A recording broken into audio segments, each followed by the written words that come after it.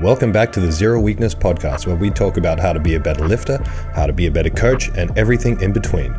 Make sure you subscribe and enjoy. Hello and welcome back to the Zero Weakness Podcast. As always, our podcast is sponsored by Establishment Coffee. So if you want 25% off your order and free shipping, head to establishmentcoffee.com.au. Hey fam, how are we today? What? Great. How's everyone's week been? What's everyone been up to? Not much. CJ, what have you been up to? We've been busy. We've been busy filming every day this week. Have, yes. Been filming the nutrition course and the APL refereeing course, which has been, fun. Now I know why you bring the block upstairs. I didn't know that before. Yes. Well, every time I walk up here, I'm not tall enough. Well, Rochelle used to have to stand on the black one. Yeah. That's real high. So, yeah. What's it for? Is it just so it cuts out like the desk and stuff? Yeah. So we clear the chairs. that must be why someone was doing block pulls with just one block the other day. Just tapping the one block. Yeah. Fuck, I can't remember what it's called. Like people used to purposely do that on bench and squats. Like put two plates on one side and one plate on the other side. To train What's for the purpose? imbalances or stability. Ooh. Yeah, there was a little trend there, like maybe, I don't know, 8 years ago or something. Yeah. Hold your horses, Thomas, because we're going to actually get into some of this imbalanced chat later on. Sick. Can't wait. Wait. What have you been up to, Tom, bro? Just the same thing, what CJ just said, just been recording this stuff all week, and Cairns opened on Monday, so been watching the crew kill it up there. The gym is very busy right from day one, and it's looking really good up there. I saw they're in the newspaper as well. Yeah. Did an article on it. That's so cool. They got a nice little newspaper article. Yeah. That's probably the most exciting thing that's happened for Cairns in the last 23 years. There's not a lot going on up there. No offense, Cairns people. I love you. Is this out of all the zeros, is this the zero with the most members on day one? Like before the doors open? I want to say yes, but I can't remember the exact numbers for Mackay. Mm-hmm. Mackay opened pretty big as well.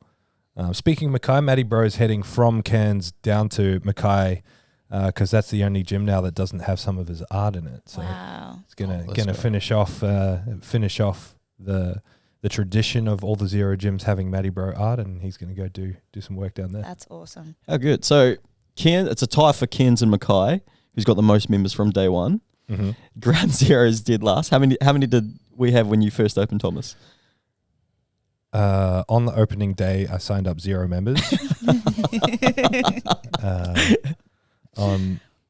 No, that's a lie. Matt Waldron came in and filled in the piece of paper. On day one, I had 1 member, and Josiah had committed the membership but didn't fill out the paperwork till a little bit later. What about Southside?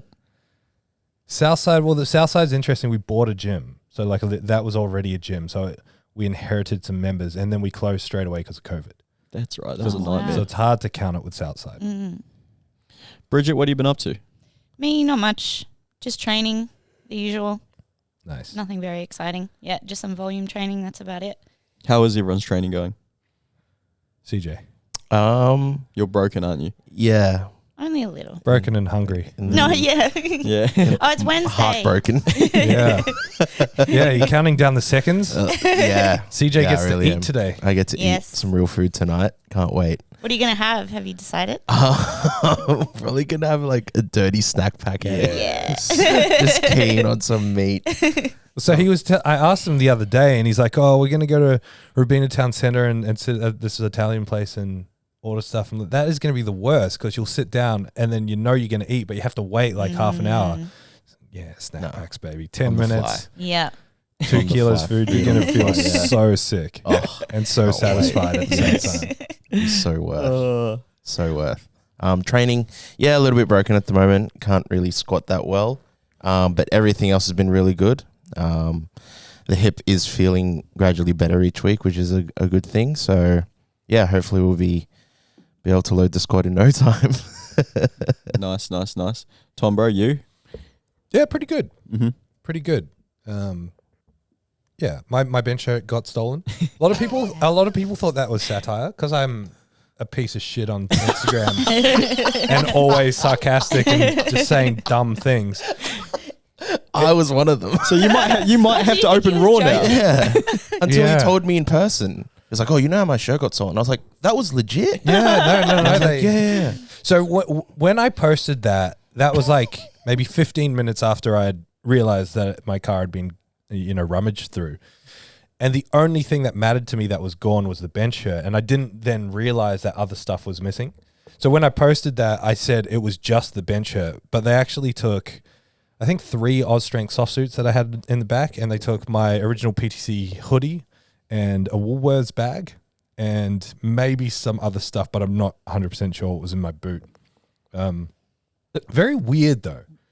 Imagine they might have been powerlifters. That's what I was thinking. Yeah. Stole a bench shirt and soft suits. Yeah. No, because they would have done it. They would have done it it was in the middle of the night, and they didn't go into the boot. They went into the boot through the back. So what I'm guessing is that they put down the seat and then just reached and grabbed whatever they could find and put it in the bag. But like, I have Ritalin in my car because, I'm prescribed Ritalin and I carry it around with me everywhere, and I have an EpiPen, and they found that stuff and they didn't take it.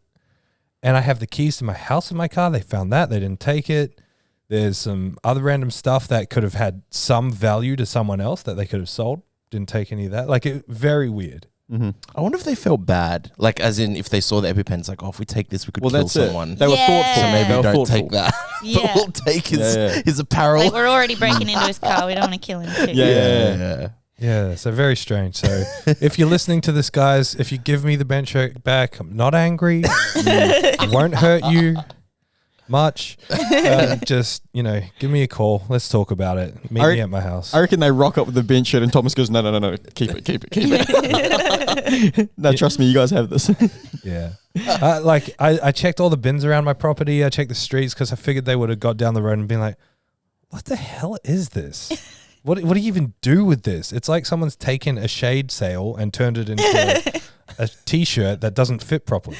I can't wait. Doesn't cover your back. No, that's pretty much what a bench shirt is. I'd love to be a fly on the wall and see them trying it on and be like, what the fuck is this? Yeah. So anyone, I wasn't joking. If you see it come up on Gumtree, size 48, Super Katana, scoop collar, blue collar with a black shirt, hit me up.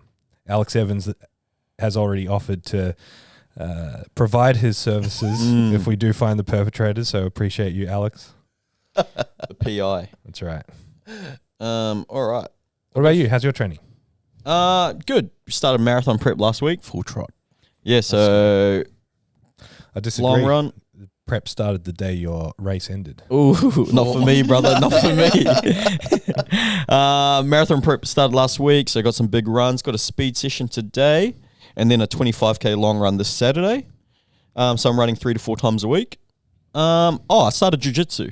Nice. So I started jiu-jitsu on Saturday, last Saturday, and altogether I've gone 3 times, and tomorrow will be my 4th. So it's pretty fun. Yeah, it's good to see you spending 80% of your wage on clothes for jiu-jitsu. Hopefully you can stick to it. No, actually, so Wait, so does this mean we're going to see you do, win a jiu-jitsu comp, total 600 and run a marathon in the same weekend? Total 600, tap someone out. No, and then do you know what the most unrealistic thing out of all those would be to win a jiu-jitsu comp? I was just saying, I was saying last night to my friends. Why would that be unrealistic? Because they're so good, bro. It's so technical. I'm having so much fun. But wouldn't you roll with other white belts? No. They call that the white belt spasm. So you don't want to roll with white belts. You want to roll with more people experience. Yeah. Because people in the white belts just go hard and don't know what they're doing. Yeah. Okay. So I've been rolling, and it's cool. I've been rolling. So the first time I went, we did 6 2.5-minute rounds and then 1 7-minute round. The other night we did some you're in half guard. Listen to me using some terminology. Hey. And then you're practicing defense from there, and then we roll after. And I've been doing no gi, so it's just in the rash vest and the rash guard and the board shorts, the grappling shorts. But I've ordered a gi, so that comes as well. And Thomas, I've actually signed up for 12 months. Damn. Yeah, so I got to commit because I brought the price right down because it's quite expensive. So I signed up for 12 months. So I got to commit for at least 12 months. You just got to learn how to sweep the leg, baby. Yeah, but I'm having so much fun, so that's really cool. Nice. But yeah, that's it. Just a little bit of running, a little bit of jiu-jitsu now, and I'm trying to still lift once to twice a week. All right. I've got a few, actually, we haven't done this yet. What are we grateful for? CJ, what are you grateful for? I already know what you're grateful for. It's your snack pack. Yeah, tonight I'm going to be very grateful for kebab shops. Oh man, what am I? Jeez. Oh gosh.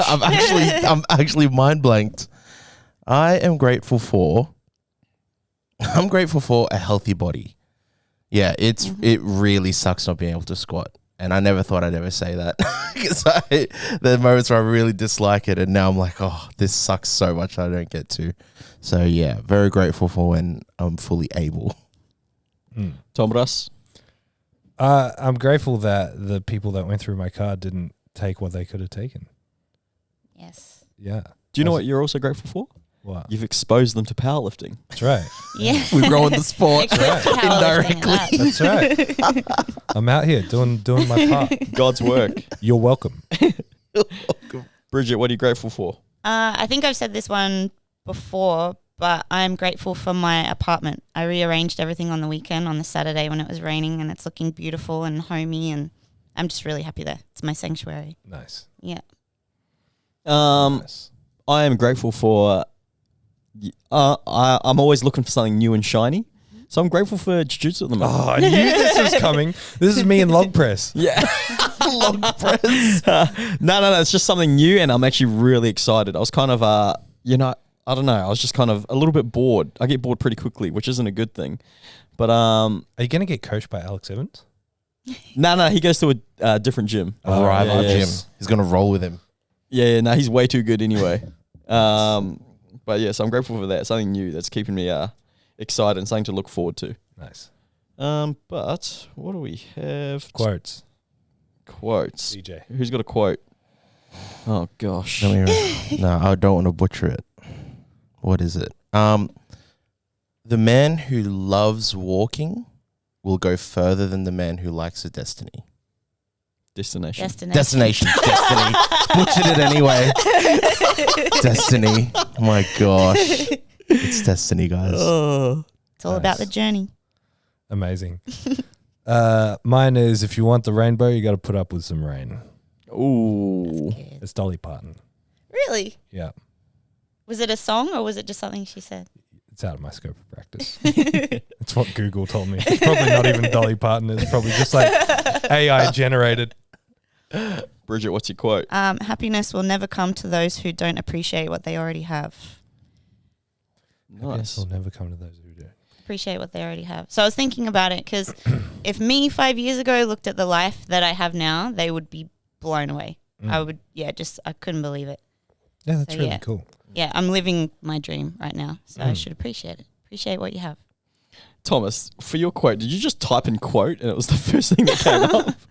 Why? What'd you do? Did you do that? And that was the first thing that came up. Hey, look. Look. CJ, cut this out. I got one. I typed in best quotes. Well, how do you guys get your quotes? You're not pulling them out of the top of your head. You guys don't remember this stuff from the book you read when you're 13. Don't lie to me. We're all doing the same thing. All right. You're Googling it right now. Nah, this is old. It's a previous saved search.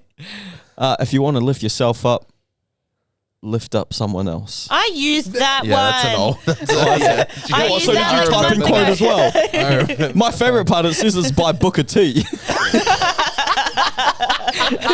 I don't think Booker T said that. What are we going to say when we get to the end of the first page of Google? Oh my god. None of us are going to know what to do.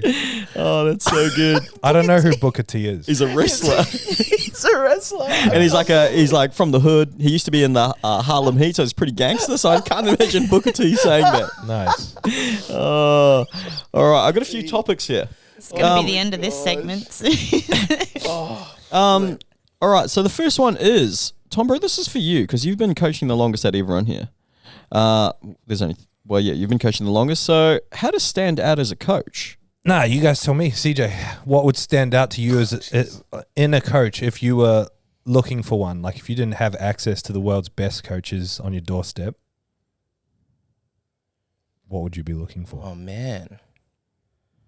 I think That was meant to be like a sarcastic comment. You were meant to laugh, but now it just makes me sound real arrogant.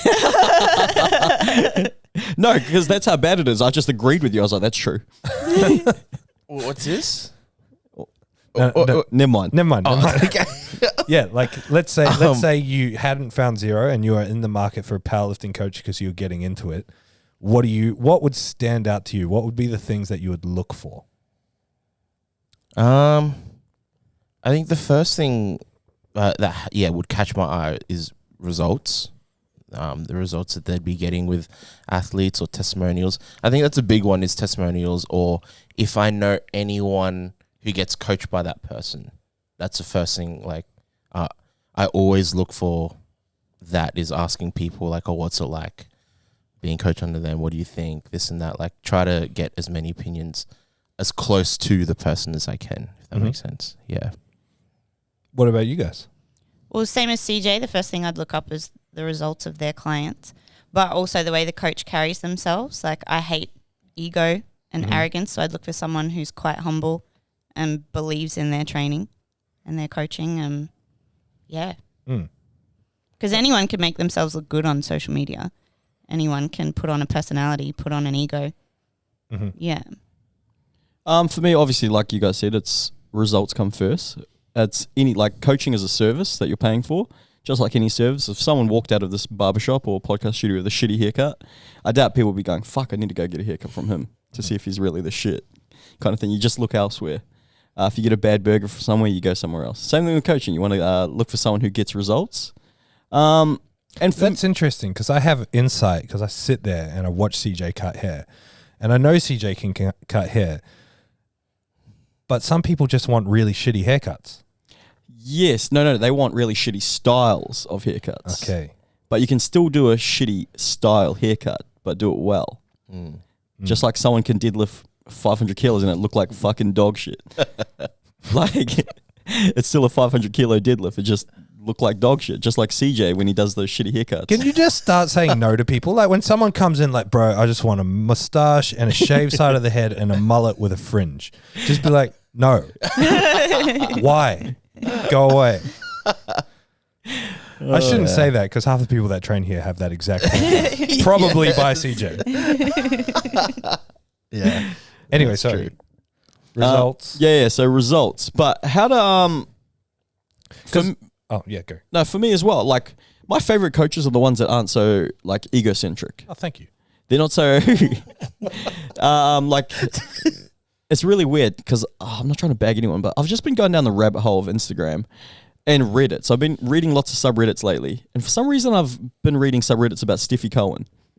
And I've just gone down a rabbit hole about her as a person, seeing all these reviews of her services and the way she carries herself. And I always just think to myself, how the fuck does she still attract business, attract clients and things like that? And I'm like, it's purely result driven because she gets results, but she is so, I'm not trying to, like, I feel like this is just out there for everyone to see, but she is so egotistical and she just ruins relationships left, right and center. She's got a new circle of friends every 5 seconds. And I always think to myself, like, how the fuck does she still succeed as a coach kind of thing? Yeah, I mean, that's an interesting point, because all you guys, the common theme was like, look for results, get results. But that doesn't actually answer the question. The question was like, how do you stand out as a coach? And you can stand out, because we're talking social media more than anything, right? Because that's where people are going to see you. You can stand out on social media easily by having a point of difference. So I feel like I'm relatively lucky because, I was up and coming as a coach in the age where I was a pioneer in online coaching. So I got a head start just by being one of the first. And excuse me, the way that I stood out was conducting myself really professionally from the start. But also, I shouldn't be drinking Pepsi on the podcast, sorry. But also being quite technical. No one else was talking about technique. No one else was talking about the importance of technique. And no one was doing it with the consistency and nuance that I was. So people liked me because I had this technical difference. And I feel kind of bad because the most annoying people on social media right now are the people that are over-technical. And I was kind of like that at the start. And that's what made me big for the most part, I think. But there's so many ways that you can differentiate and stand out, and a lot of them can come at the expense of a lot of them can come at at the expense of how you might want to be seen. Like you can stand out by just being weird or being a jackass or whatever, but ultimately standing out isn't necessarily going to provide longevity in coaching. You still have to have a good product and you still have to get results. Because I mean, like there's cult followings and everything. So, you know, you reference someone like Steffi, or there's plenty of names that can come to mind that might rub people up the wrong way, or that a certain faction of people might not like, but they're still huge and still very popular. There is something about their charisma. There is something about how they present themselves, what they do, how they perform, that still draws people to them. And really, in this day and age where everyone has such short attention spans, it almost pays off to be ultra polarizing. Like you have to have a group that hates you to have an even bigger group that likes you. And even if the hate outweighs the people that love you, in those situations, the people that love you are like cultish. They'll follow you they'll do exactly what they say. They'll give you their money. It's crazy. Like you got people like Liver King. You know, he's got a cult following. Well, that's a perfect example of a point of difference. There were plenty of people doing what he does, you know, being jacked, having a message, all of this sort of stuff. But he was doing with such a contrast. Like no one was walking around eating testicles and eating raw liver on camera and you know, taking this list of tenets to the death, you know. That's a perfect example of how to stand out. And you can say good or bad things about the dude, but he nailed the aspect of standing out. Similar people like him, people like Squat University. Dr. Joel Seedman. Like, I don't know, I feel like also we're in a little bit of our own echo chamber. We follow pages that confirm our own biases and things like that. So we're surrounded by people with similar views and opinions to training. Is that fair to say? Yeah, absolutely. I reckon Squat University gets a bad rap. Yeah, why does it? Because I've always liked his stuff. How do I put this? I think for the most part, his message is very positive. I think when you're that big, you're an easy target. It's easy to pick apart what you do. And some of the things he says, I don't think he's adapted to the times. Like, I don't think he's kept up with the reality of things. So on the one hand, it's great that he's stuck to his guns and stuck to his methods and stuck to what's made his methods and himself huge. On the other hand, some of the stuff that he's talking about is a little outdated. And so I think that's where he cops the most flack, but the flack does not hurt him in the slightest. Like the people that are talking shit on him are often so small compared to the reach that he has that it doesn't matter. It's crazy. You just mentioned before, like you said that you used to speak a little bit too technical. I don't think you spoke too technical. You always spoke in a language that everybody could understand.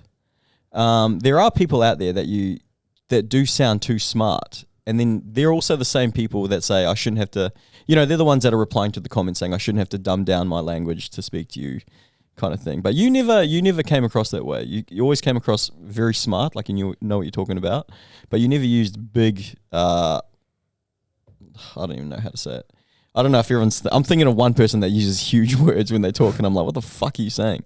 Just talk normally. But that's actually how they talk. So maybe that's how they try to stand out. True. But I mean, like there's an art to that. Like you'll reach a certain demographic if you do speak like that, and you'll reach a demographic that can understand you. And if you want to reach a broad demographic, the average person can't understand that sort of level of detail and that in depth and those big words.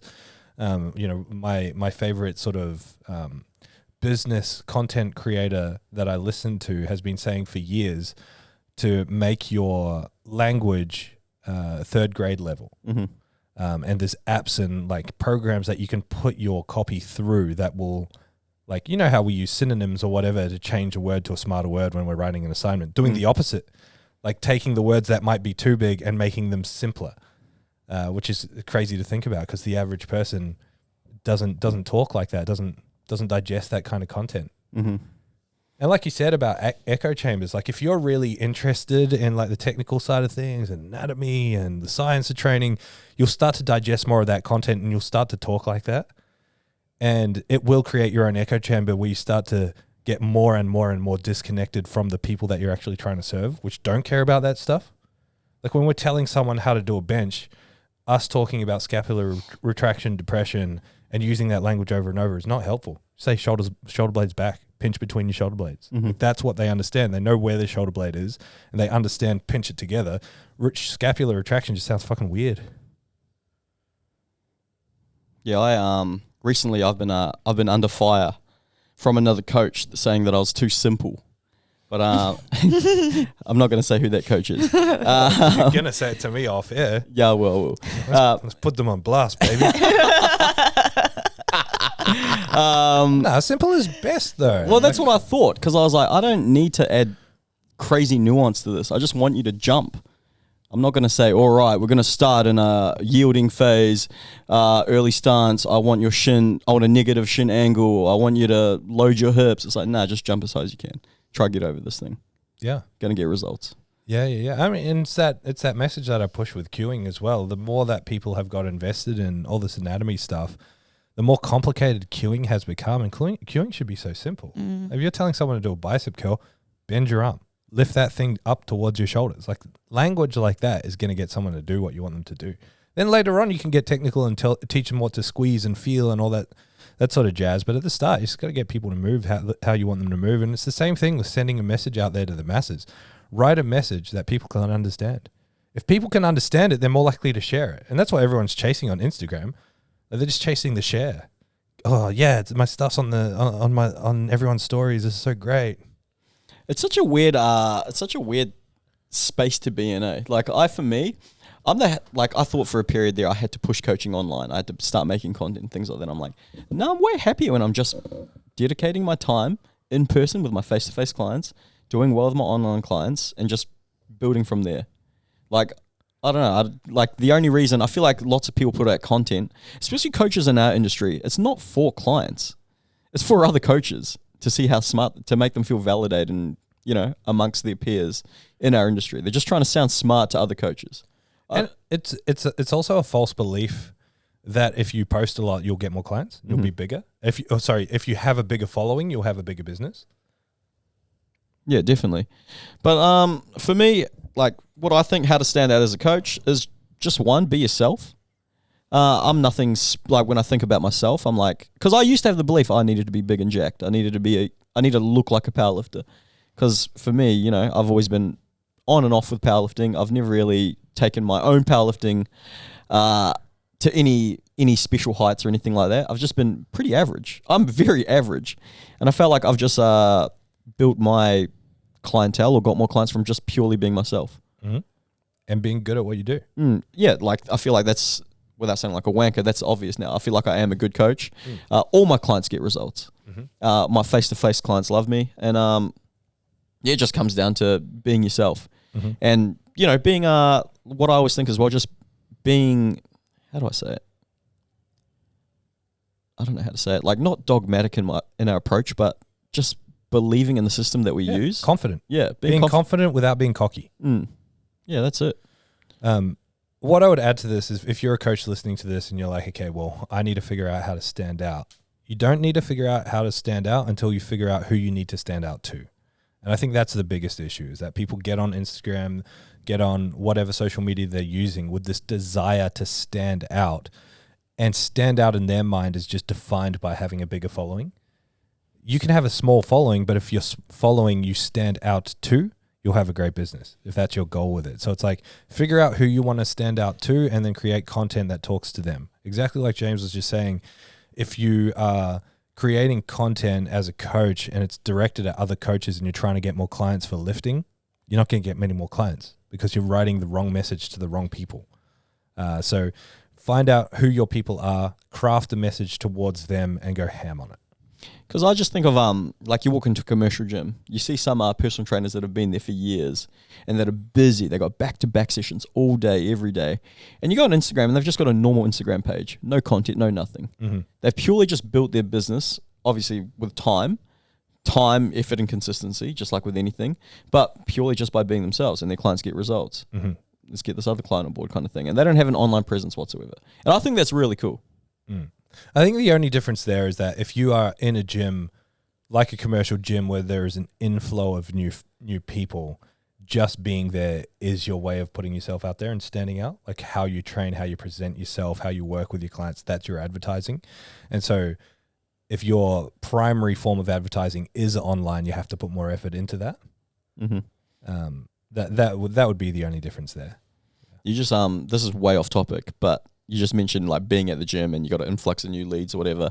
So Planet Fitness just opened up Oh, in Southport. Yeah, there's one that's just opened up like right near where I used to live. Sorry, but keep going. So the membership is $5 a week. Yeah, sick. Didn't Steve Wayne get it just for free pizza? Yeah. So I was thinking, how the fuck are they gonna, run a business? And I only just thought of it, but their marketing strategy is for lazy people. Yeah. That want to just say they've got a gym membership. 100%. That's 100% what the gym model is built on. That's awesome. For a fact. So you think about like the cost that comes with that. Fill their gym up with amazing equipment. Doesn't get used. So it's always great. It's always super clean in there. No one goes there. They specifically design their gyms to not allow people who are serious about training. Like they've got their lunk alarms. If you're loud or you sweat or whatever, get out. Some of the ones in America, you can't have like the big, like 3-4 liter drink bottles. You're not allowed to bring those in. Yeah. I think that's awesome. Oh, it's brilliant. Yeah, that's so good. Because like, people when they're like, fuck, all right, I don't really feel like training, but I better go do something. Even when we're in those moods, I'll go and do 2 exercises and call it a day. Yep. And I feel like that's what everyone will do at Planet Fitness. Yep. So, I mean, like, think about this gym. It's the reverse of that. Like, it's specifically catered towards people who aren't lazy, who will show up to the gym membership, and there's a premium that comes with that. And that's why I'm poor and they're rich. So, big changes coming in 2023, baby. If you deadlift, get out. No deadlifting at zero anymore.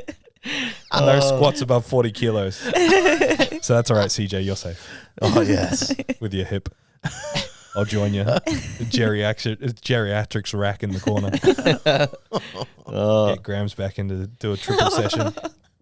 She'll smoke us. She would. She's actually fit. All right. That's it for how to stand as a coach. Actually, Bridget, do you got anything to add to that before I move on? No, I already said my part. Oh, sweet. My bad. Yeah, James. Sorry, I must have. I don't know. I don't know where the fuck my brain's at. All right. Goal setting. The problems with goal setting and how this affects expectations. What do you guys think? Do you guys set goals? Yeah, I was about to ask everyone the same thing. I reckon CJ's a goal setter. You strike me as a goal setter. Yeah, I'm a goal setter. How deep into the goal setting are you? Are you like what are those boards called? Where you put all your like dreams on them?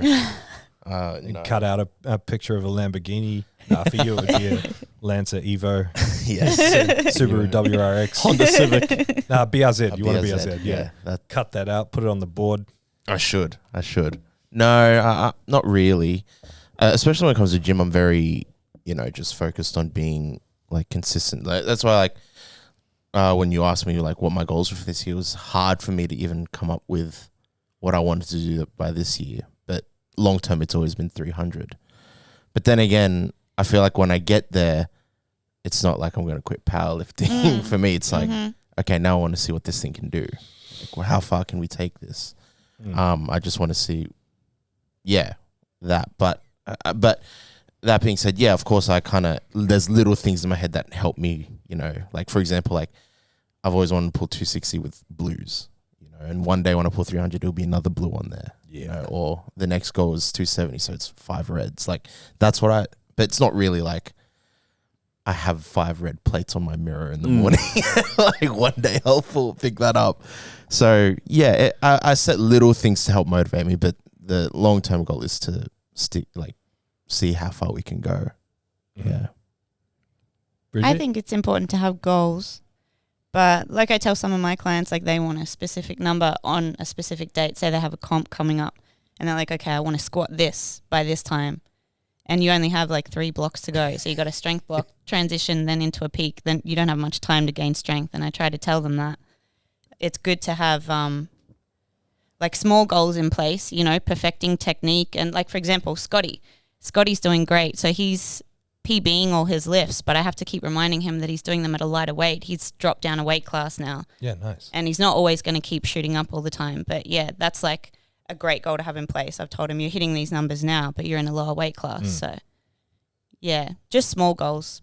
Don't always think about the number that's on the bar. That's what I keep trying to tell everyone. I I do like goal setting to an extent. For myself, I'm really bad at having realistic goals. I'm really bad at. I love fucking.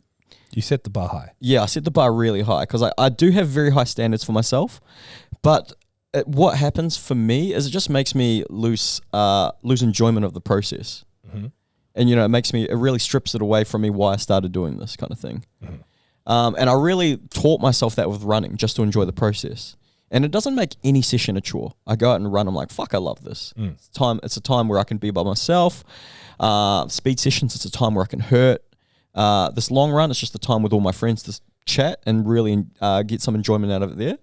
Like the last time when I was powerlifting, I was prepping really hard, and I just had all these. I was like, I want to do really well at nationals, and it's a little bit fucking. It's like I've said it before, but it's quite disrespectful to the sport. Like me, I haven't competed in X amount of years. I'm like, I want to do this at nationals. It's like, who the fuck gives you the right to say that kind of thing? Which is really weird because then I ended up pulling out, and so then I failed all my goals just then and there because I had really, like I said, I wanted to squat 300, hadn't even squatted 250, but that was still a huge goal. But it's like I need to set the bar a little bit lower, or even just enjoy the process a little bit better. So for me right now, I don't really set any goals. For me, I'm just trying to find. I get more enjoyment out of consistency at the moment. Running 4 times a week, like ticking boxes kind of thing. But once again, like it is important to set goals, but just having realistic goals, managing your expectations. Yeah. My take on the matter would be like goals are great when goals are great. Like goals are great if goals are great for you. And I think that's what often gets missed in the conversation. Like you guys would have been exposed to it for the last 3 weeks with the New Year's stuff. Bunch of people saying, oh, if you don't set any resolutions, that's okay. Or, no, actually, New Year's is the best time to set resolutions. It's like this back and forth conversation about who's right. And the reality is everyone's right. It's like there is going to be a subset of people who don't respond to the idea of goal setting whatsoever. And then another subset of people that have to have goals, otherwise they will not get anything done. And so, like, especially for us as coaches, if we don't respect the fact that some people don't have goals and some people do, we're going to miss important conversations. And so if we identify that someone has goals, we have to help them with that goal setting. We have to respect that. If we see that someone doesn't respond to goal setting and that idea, that mind frame, we have to respect that as well and not try to force goals upon them. We can't tell them, oh, you've got no direction. Oh, you have to set a goal. You have to be working towards something. And I learned this just with my personal experience because I am not a goal person. At all. Like goal setting. I remember as a kid in school when they I don't know if they did in Australia, but we had this sheet I don't know, once a term or once a year or whatever, where you had to write your goals and then you had to come back to that. The teacher would give it to you 6 months later and you had to say whether you achieved it or not. And I'd look at it and be like, I don't even remember thinking I wanted to do that thing. I still have them at home. I actually didn't read it too long ago. And one of them was build a go-kart. And I was 7 years old. You know how to build a go-kart? And I would have looked at it and it's not achieved, obviously. You don't have the means, knowledge, or anything that would equate to building a go-kart. So it was just I have to write something because the teacher is telling me to write something and this is what people do. They have goals. So I kind of went through my life, through the schooling life, thinking that I was a loser because I didn't set goals or whatever. Now as an adult, I've realized goals to me don't mean anything. Goals to me actually close me off to the opportunities that arise through the process in terms of changing directions and having options to do different things. However, I've found a lot of solace in the fact that the direction that I need is based on the fact that I constantly want to be better at something. And exactly what James was talking about, falling in love with the process kind of thing, rather than loving the process or not. It's just my goal is to be doing something to be better at whatever I'm trying to be better at. And so when I found that, it doesn't matter if there's a direction for it or a defined endpoint. It's just my goal is to work and in whatever that means, learn a new song on piano or finish this video game or work, do gym stuff. My goal is just to work. And so that's cool. For me, it's like a micro goal. It's like a daily goal. It's I'm living it every day. And instead of my previous driving force, which was you're not good enough, you're not doing well enough. And in my head, I'm well, that's great. I love not doing good enough because now I can work harder. It's just a more positive version of looking at that. That's cool. But yeah, I don't think goals are for everyone. However, I think a lot of people would be completely lost, go completely backwards without some sort of goal. So there you go. Goals aren't bad. Goals aren't good. Or they are good or they aren't bad. I don't know. Whatever. It's your interpretation. I don't know what the fuck I just said. What did I say? It's my fault. It's because I turn everything into some sort of like philosophy, some sort of like deep philosophy. It's good though. Turn it into like, yeah. My brain's broken. It's okay to have a goal. Just don't beat yourself up if you don't achieve it. That's it. Yeah. And if you don't achieve not the end of the it, world. you're shit at setting goals. And stop trying. Well, actually, I want to quickly talk to the other side. So I just spoke to like what it's okay to not have a goal. It's okay to have a goal as well. If you are a goal setter and you're like James and you set like big goals, totally cool with that as well. But you have to look at the process and you have to be happy with milestones along the way. Like let's say you had done nationals and you hadn't squatted 250, but you wanted to squat 300. You committed to that, you got to nationals and you squatted 280 and you're like, fuck, I failed my goal. I wanted to squat 300. It's like, you added 40 kilos to your squat. Like you have to set milestones along the way if you're like this big dreamer, so you can see the progress that you're making. Otherwise, you'll be blind to the progress and you'll just find yourself in cycles of giving up. Yeah, I've been down that path many a times. All right, next thing. Unilateral exercises. Are they important as we think? And do we need to do them to fix imbalances? Tom, bro. Why am I the one who has to answer it? You 'Cause answer it. You're the big dog. CJ, you answer it. I don't even know what unilateral. Become a coach and then answer it. Yeah. Become a coach. CJ does all his haircuts bilateral. Unilateral just means single leg, single arm sort of stuff. I mean, the question needs context, right? If we're talking about powerlifting, I'll answer that happily. Does unilateral stuff matter for powerlifting? I would say it's good to do unilateral stuff. Directly impactful for powerlifting, maybe. Maybe yes, maybe no, but generally good. General joint health, general balances, general development, general control, general stability, lots of benefits, general load management. Heaps of good stuff come from unilateral exercises. Do we have to fix imbalances? I definitely swing on one side of the pendulum. The pendulum these days is no. Who cares about imbalances? Just move the weight. I work with people who squat 450 kilos and above. You know, I work with people who move serious weight and put everything into moving serious weight. And I am more than happy to provide plenty of evidence that getting on top of unilateral imbalances does make a difference. Like when you're at the pointy end of performance, every single gram on the bar matters and every single opportunity to leak power matters. And so if you're just ignoring massive imbalances, you're probably going to not do many favors for that person or for yourself. So absolutely it matters. It's about lifting more weight. That doesn't necessarily mean, because I don't want to get misunderstood here. If you see a hip twist in a squat, that a single leg exercise will fix it, because a lot of these imbalances come from broader issues in the system, like bracing in general or cueing in general. Like a lot of imbalances will disappear, and so if you look at someone with an imbalance in a squat or a bench press, you chuck them in a unilateral exercise and you see a weakness left to right, you can fix that weakness left to right in the unilateral exercise and see no change in the squat or the bench press if you do nothing about the squat or the bench press. So I would say yes, they do matter. They are important. Nice. I'm going to look at it through a different lens here. Yeah, sporting stuff, right? Not even through that. So this is one of my face-to-face sessions. We were doing Bulgarian split squats. Last set's an AMRAP. She got 13 on one side, 16 on the other. And she started freaking out. She's like, I'm going to be imbalanced. And I said to her, you better wipe your ass with your other hand next time you go to the toilet. And it made her stop and think. I was like, do you sometimes switch hands when you're writing with your pen? Just to, balance it out?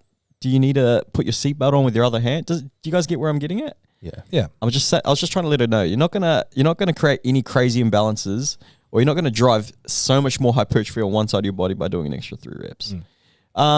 It's an unfair comparison as well, because you've already done 16 reps. Like you're tired already. Yeah, 100%. Yeah. And like if I look at it through another lens, when I look at it through like variation's sake, it's fun. Doing things on one leg is fun. Doing things with one arm is fun. It's also for athletes who like to do a lot of unilateral stuff, just for coordination and balance and things like that. And like you said, Thomas, it's good for load management. You can reduce a lot of load. You can drive a really good stimulus without a certain amount of load, and to an extent, it doesn't drive as much fatigue. Depends what you're doing. Once again, everything's I'm saying everything with a bit of context here. Like you need to know the context behind it. But yeah, do I think unilateral exercises are good? Yeah, I think they're fucking awesome. Do you need to do them? Do them if you want to. Do you need a bench press? Do it if you want to. I'm more than happy to go against the grain and say as well that injuries can arise from unilateral imbalances. Absolutely. And not taking stock of that and not paying attention to that, it can be a recipe for disaster.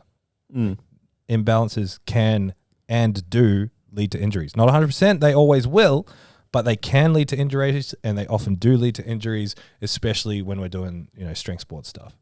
So it's silly to ignore them. Get your dog. I get my clients to do unilateral exercises, and I like to do them myself. Just on accessories, things like, for example, leg extensions. If I'm doing leg extensions, I can always feel I'm really imbalanced on my right side. I can always feel my left side doing most of the work. So that's why I think it's important to do unilateral stuff sometimes. This side sucks. My right side sucks. Balance and everything. Muscles are smaller on that side. So, yeah, I think it's important. Like if you watch me jump, I can jump not very high, but I can jump, looks fine off 2 feet. I can barely do a calf raise on my right leg. Is that the Achilles leg? Yep. So that's Achilles I've snapped twice. And I just did it's just really atrophied. So anyone who's seen me, you'll notice that my right calf is a lot smaller than my left. The scar tissue around the tendon is quite thick, and it's I think the word is calcified. So it's a little bit thick. So yeah, my movement on 2 legs is fine because I can hide those imbalances. But on any unilateral work, any unilateral calf stuff I do, it's almost impossible.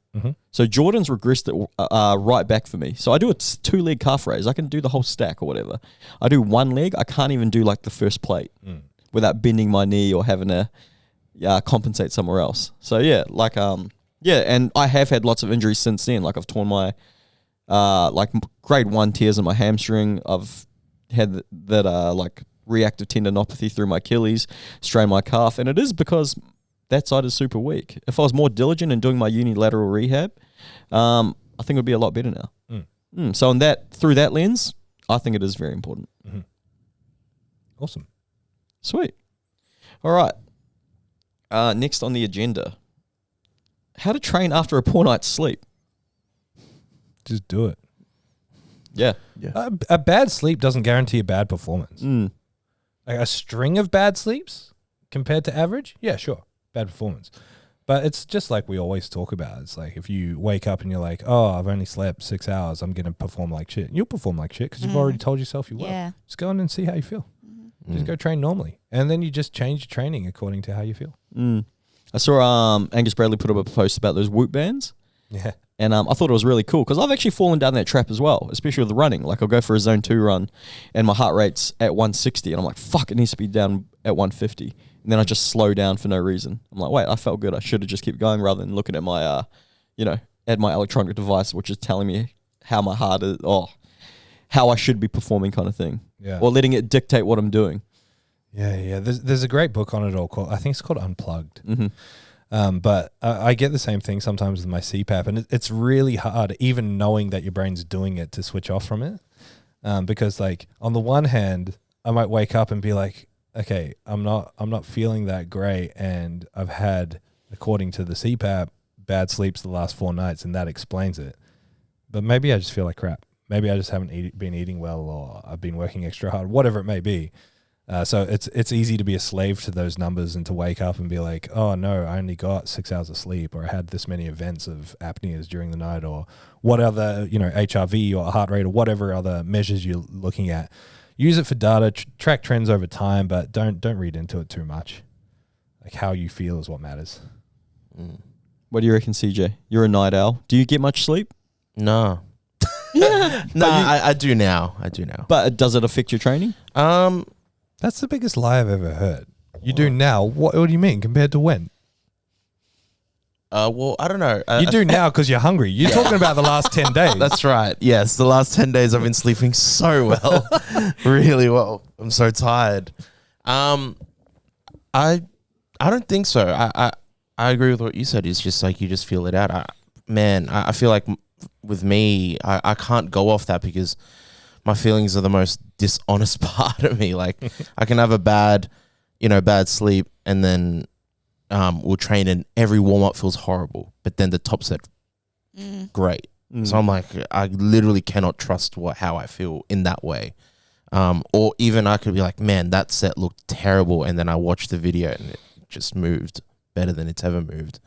So it's hard for me to kind of go off that. But does one bad sleep? Nah, that I honestly don't think so. Like you said, a string of bad sleep, like over time, sure, but like one, nah. Like even now, like another thing is like, being on this like Daniel fast, I don't, not eat as much. So I already go into training going, oh, this is going to be a bad sesh because I'm tired and I'm not eating what I usually eat or whatever.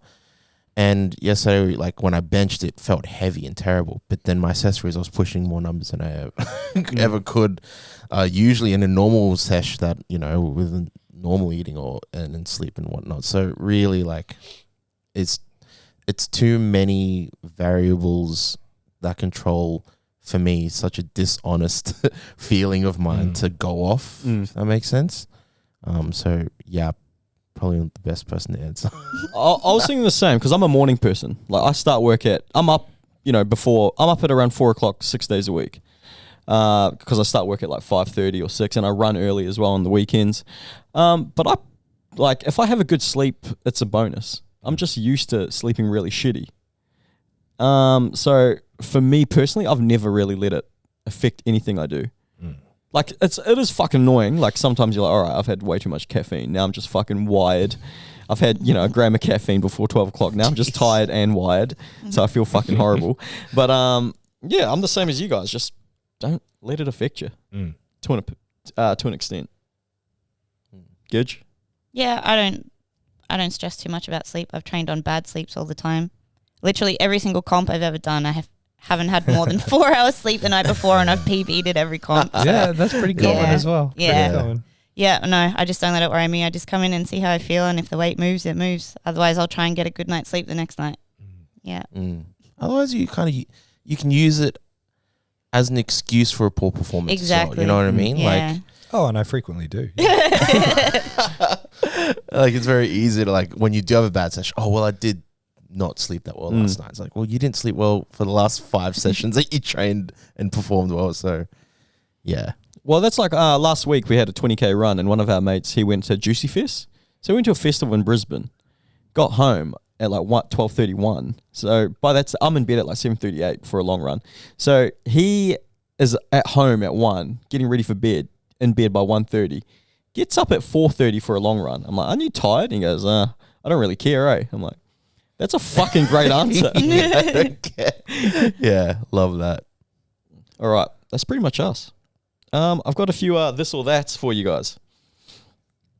You guys can elaborate on them if you like, or you can just give me a one-word answer. First one, bodybuilding, golden era. Arnold Schwarzenegger or Franco? Arnold, always. Yeah, has to be Arnold. Oh, I'm going to say Franco. Franco. Short Kings, baby. Short Kings. Short Kings. Those lats, he did powerlifting, he did strongman, he did like circus style strongman as well. He was the king. Do you remember I had the big poster of him at the old gym? Yeah. I had a massive poster of him deadlifting at the old gym. Do you know what I was about to say? I said Arnold's full name. I was about to say Joe DeFranco. He's a Bridget CJ. He's a strength and conditioning coach in America. It's definitely not him. I saw Arnold and Franco speak on stage at the Arnold's like a VIP event in 2017 at Columbus. That was really cool. Like I was in the front row and they were like a few meters away. It was so crazy. They're both trending right now. Well, one of them's a new trend. Birks or Crocs? Well, I don't have Crocs yet, so I have to say Birks, but now I have to get some Crocs because you all have a pair. I want some. Well, I'm the opposite. So I've never worn Birks. So, and I only got a pair of Crocs over Christmas. I imagine Crocs would be more comfortable. They look really comfortable. They're not the best for these like chunky wide feet. I'll admit they're not stretching out real well, and it's really annoying because when I push my foot in, it pulls my sock on really tight, and then it feels real annoying on the toe. So I'm still on the fence about Crocs. I'm enjoying wearing them, and I really love my gibbets. Nice. Yeah, what do you have? Mario and... On that pair, I've got Mario. What's the other thing on there? Burger? Where They should be over your shoulder. Mario and something. Oh, it's Batman. Oh, Mario and Batman, and then the other pair is Pokemon theme. So I got the 3 starters and a Pokeball. Nice. CJ. I mean, I've been rocking them for years. Yeah, you're a veteran. Yeah, I got them. He looks down. He's like me with Jordans. He looks down on everyone who's not wearing. Yeah. Yeah. And so you should, because I've loved Jordans my whole life, and now they're such a huge trend, retro Jordans. So you should, because you've had them when people didn't like them, and so yeah. But yeah, for me, I didn't originally get them because I like them. I originally got them because it pissed people off. People hated them and would tell me to take them off, and I was like, all right, I'll buy another pair. Because like, if I get to live rent free in your head from what I wear on my feet, I'll do it. So yeah, now it's a trend, and I'm almost like, oh, I don't know if I would want to wear these any. But no, I really. I like that they've caught on, because they are such a hideous shoe. So and we all love them now. as a diehard supporter of the Croc, what are your true feelings on like Kmart Crocs? Oh, I didn't know they made them. Yeah, I haven't seen them. You can buy cheap Crocs, of course. Yeah, well, I mean, it's like fake Jordans, you know. Like, yeah, I don't know if I'd want to be seen wearing one of those. Right, James, you've loudly and proudly rocked both. Yeah. I feel like I was a pioneer in the Birkenstock game. Remember this, Thomas? You're a pioneer in every game. It's fucking annoying. But remember when people used to make fun of me for wearing them? Be like, yeah, I'm into Jordans. You're like, oh yeah, I've been collecting Jordans since I was 2 years old. Like, oh, cool. Now I feel shit. But yes, definitely a pioneer in the Burt game. So in the Burt game, people used to always hit me with this was when what are those was trending. Whoa. So like, I like Birkenstocks, but at the moment I've been gifted my Crocs. I don't have the standard Crocs with the sports mode and the covered toes. I just got a pair of slides, nice. And they were gifted to me, and they're my favorite piece of footwear at the moment. Great, nice. I can't get them off my feet. Yeah. So I'm a Crocs guy. Wait. You're the style king. So I want to know, like, these things that aren't cool and then become cool, like Birks, like Crocs. What's next? Yes. What's Jimmy's predictions? Henny's predictions. Salomons. What are Salomons? So those Salomon slides that I wear, the ones that look like a Filipino mum shoe. Oh, it's like when people stand on the back of their shoes, but it's made like that. Yeah. So Salomons are going to trend next. Gorp Core is going to be the new in thing. Gorp Core is like wearing like outdoor technical pieces, like hiking apparel, jackets, technical pants. That's going to trend next. Technical pants, like with multiple pockets, zips, like. Yeah, I think cargo pants. Is that was huge in Japan. Yep. No. So huge in Japan. So they love Gorp Core. You'll notice everyone's wearing Salomons in Japan. Yes. Everyone's wearing like the Nike ACG, which is outdoor like terrain, all conditions gear. So it's gonna be huge.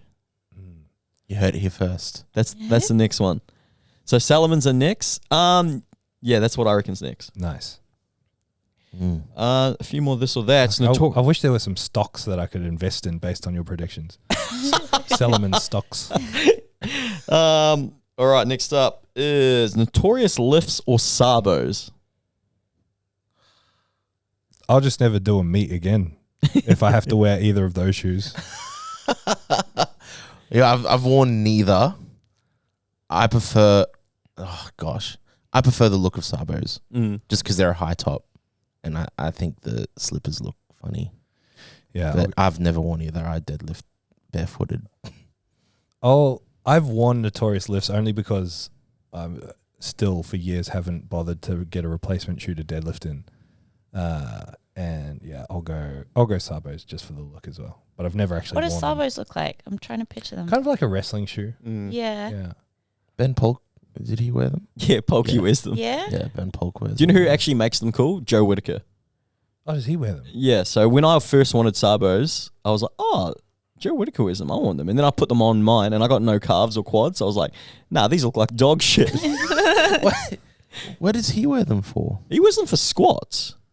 Oh.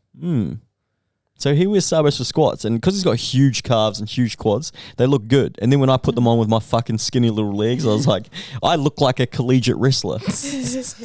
Like an under 60 kilo wrestler. Gotta wear the baggy pants over them. Wait, so is your vote then Notorious? I'm going to go Notorious. It has to be. Yeah. Okay. All right. This is a yeah or nah one. People who wear soft suits every session. Yay or nay? Nay. Nay. You have to... Oh. I want to say yes just to go against the grain. That's definitely no. When I was on before social media and like if you wanted to we all used to do these logs on different forums, and on one of the forums that I was on, there was an Australian guy in powerlifting. It was very rare to just be an Australian powerlifting in general, like 15 years ago, and he would train at like a uni gym or a commercial gym that was like attached to, similar to Runaway Bay or something like that. And he always wore a soft suit in the gym in all of his videos. And everyone used to make fun of him for it online. And I was like, I never want to be that guy. My favorite is we got a member here. He wears a soft suit when it's training. And He wore it to uni. Yeah, under his... he walked into the gym wearing it. I'm like, Under his oh, coat. whoa. Like normally people put them on when they get to the gym. And then I made the joke. I was like, oh, what? You wear that all day? He goes, yeah, just to uni. Huh? Yeah, my coach said. Yeah. My coach said. I'm going to go with no. Why? Really?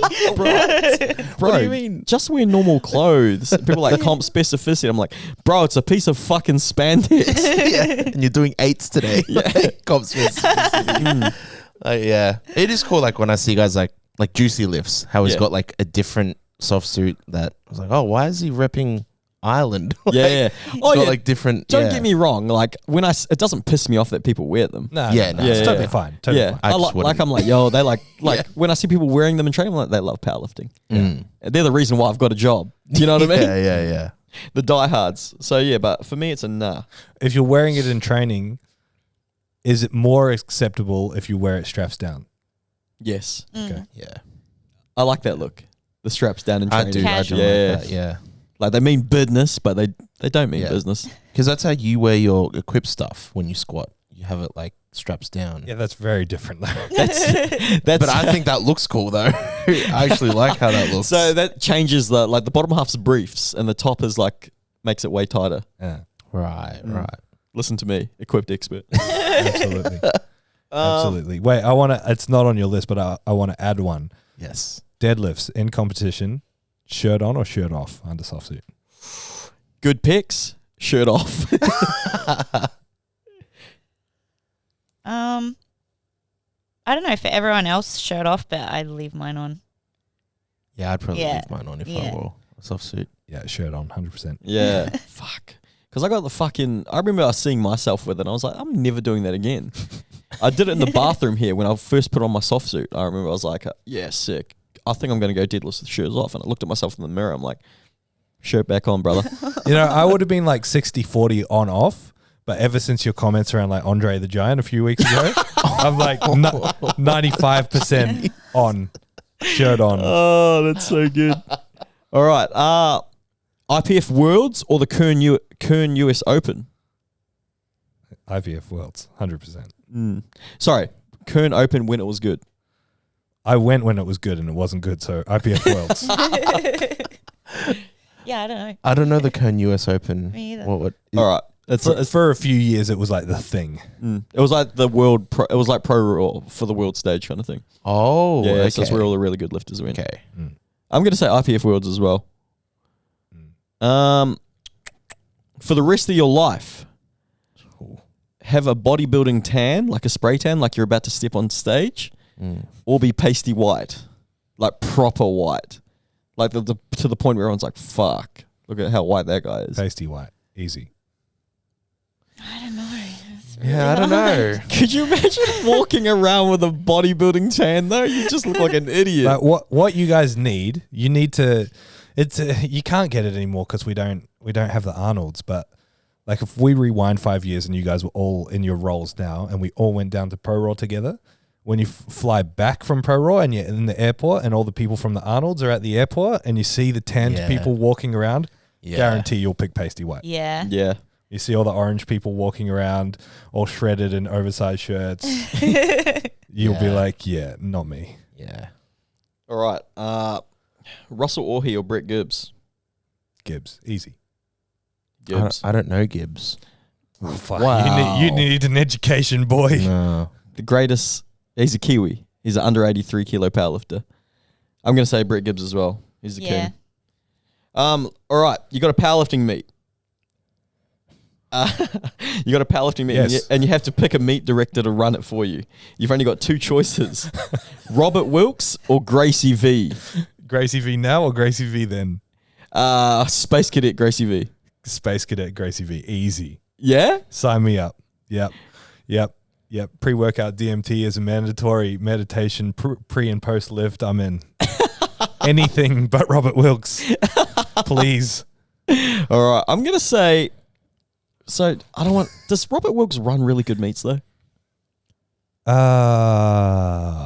Subjective. So, okay. Depends who you are. Yeah. Depends how much he likes you. That's true. Okay. I'm gonna say Gracie V as well. Yeah. I mean, you can go like do the toad together after the meet. That'll be sick. Lie in a dark room with some blindfolds. Hold hands. So I don't think you guys know who Gracie V is, No. but she used to run the US Kern Opens, Correct. and then I think she just caused a little bit too much of a stir in the industry. Yeah, what's the story? That's an off-air story. Okay. But now she is very, very heavily into psychedelics and is not shy about it. Interesting. Sweet. That's us. Thank you so much for tuning into the Zero Weakness podcast. Go give us a review on Google, Spotify. How many are we at? I haven't checked for a while. Yeah, I don't know. Maybe I need to do another giveaway. I think we should. Yeah, subscribe to us on YouTube. We are very close to 1,000 subscribers. Oh, yeah. Hit it up. Very close. Hit it up. We got 119 5-star reviews on Spotify. Help us get to 150. Yeah. Sweet. All right. Bye. Bye. Thank you so much for listening to the Zero Podcast. If you want more information, head to our Instagram, Zero_Weakness. Hit the link in the bio for all of our services and any information on upcoming workshops and events. Don't forget to leave us a 5-star review so we can have a broader reach and answer more people's questions. Thank you once more.